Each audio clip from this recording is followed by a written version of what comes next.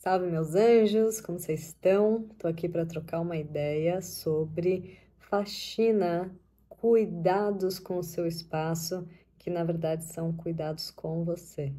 Então, uma das funções, inclusive, da faxina e da limpeza do seu espaço, do seu ambiente, é justamente você trazer uma paz no entorno. É sobre uma harmonização muito necessária para a nossa saúde mental, inclusive. Falando em termos aqui um pouco mais conhecidos ou básicos, mas eu gosto de aprofundar e entender que, na verdade, se trata de um cuidado com o seu corpo e espírito, com o seu templo.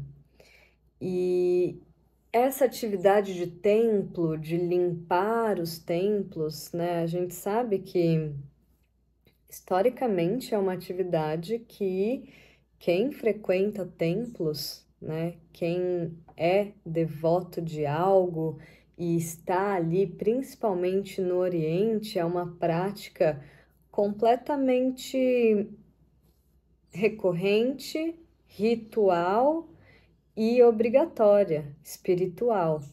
É algo que você, né, tem que fazer por amor, é uma devoção. E isso impacta energeticamente na sua energia e na energia do lugar. Tanto a atividade de serviço, além de ser uma atividade muitas vezes também meditativa, atividades manuais têm essa qualidade, inclusive é visto no cérebro como é um tipo de flow que você entra quando você está fazendo atividades manuais que são maravilhosos para a sua saúde mental e para o seu estado de tanto limpeza interna, né, não ficar pensando, quanto de criação, que é algo também muito necessário. Essa experiência do tédio, da contemplação. Contemplação, também gosto de vincular com a palavra templo. Essa experiência de contemplação, ela traz justamente uma capacidade de abrir espaço para seus processos criativos, né? Que são muito, muito importantes para a sua recriação, a sua criação da sua própria vida, de você manejar, planejar, criar, né? Tem a ver com isso. Então, você consegue ir organizando melhor sua vida, literalmente.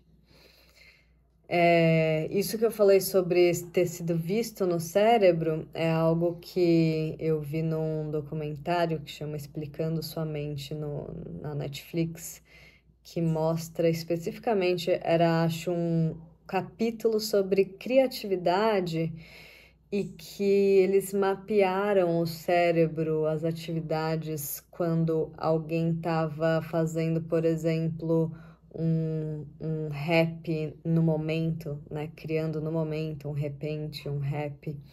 Os rappers, como eles têm esse fluxo criativo muito intenso e constante, né?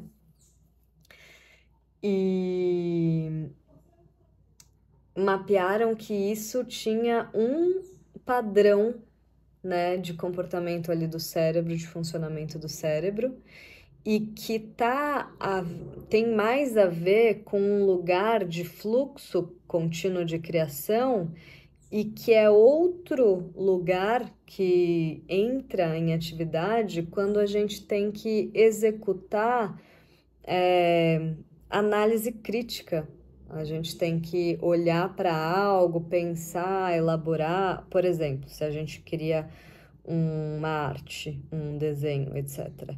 A gente olha aquilo e a gente, depois que a gente está em outro estado, né, que não é mais desse flow criativo, você entra num estado de análise crítica, de execução, de julgamento, de pensar isso é bom, isso é ruim, e limpando e mapeando, etc e tal. E esse documentário era muito interessante, que ele inclusive mostrava coisas sobre trabalho manual, como você entra num flow e num foco muito interessante fazendo trabalhos manuais, como por exemplo argila, ou alguém que trabalha fazendo algo na madeira, uma mesa, enfim, uma série de trabalhos manuais a gente pode imaginar. E para mim, limpar a casa é um tipo. Nossa, justo estão me ligando agora. Mas vamos lá. Limpeza é um tipo de eh, trabalho manual meditativo, que não é só manual exatamente, mas é muito manual, né? A gente usa o corpo todo de diversas formas, isso é muito legal. Inclusive, o treinamento é muito em função de você conseguir estar executando esses movimentos que são muito bons para você, que é agachar, né, fazer movimentos com as costas. E quando você está limpando, você está o tempo inteiro lidando com essa percepção da sua integração corporal. Tanto que se você vai limpar a corcunda, você vai sentir mais dor nas costas, né? Se você consegue agachar, se você tem essa mobilidade de quadril, de tornozelo e mantém as suas costas crescendo e usa seu corpo inteiro, seu impulso, suas alavancas, né? Porque se a gente fica fazendo muito localizadamente, isso vai dando umas dorzinhas, né? Vai criando uns problemas. Mas se a gente consegue usar o corpo como um todo, isso é maravilhoso. Voltando para coisa manual e para usar o corpo como um todo. Eu vou citar inclusive algumas referências sobre limpeza para mim, né?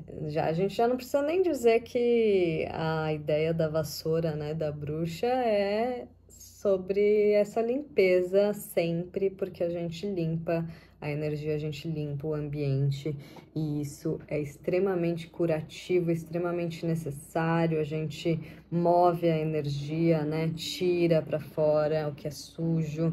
Gente, é sensível, né? A gente sabe quando a gente tá na nossa casa e, tipo, logo em seguida de uma faxinona, que tá tudo limpo, arrumado, você sente um bem-estar inigualável, né?